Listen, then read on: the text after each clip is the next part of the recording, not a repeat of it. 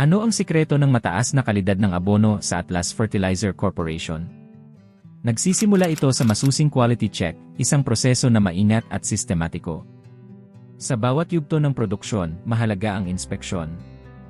Bago magsimula, siguraduhin na suot ang tamang personal protective equipment, gaya ng gloves, mask, at safety goggles, upang maging ligtas sa anumang panganib.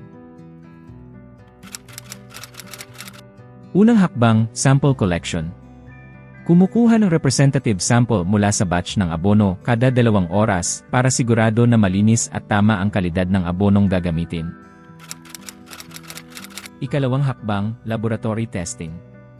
Dalhin ang sample sa laboratorio. Dito, susuriin ang chemical composition, moisture content, at nutrients ng produkto. Tandaan na dapat ay sumusunod sa pamantayan ng kumpanya at ng industriya ang resulta ng laboratory test. Ika-4 na hakbang, documentation. Itala ang lahat ng findings sa quality control logbook.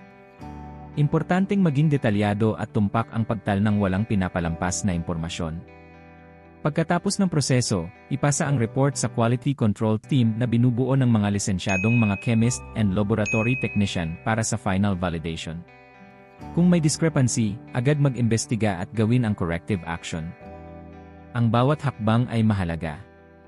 Hindi lang nito pinoprotektahan ang reputasyon ng Atlas Fertilizer Corporation, kundi nagbibigay rin ng kumpiyansa sa bawat empleyado na ang produktong nililikha ay ligtas, epektibo, at may mataas na kalidad.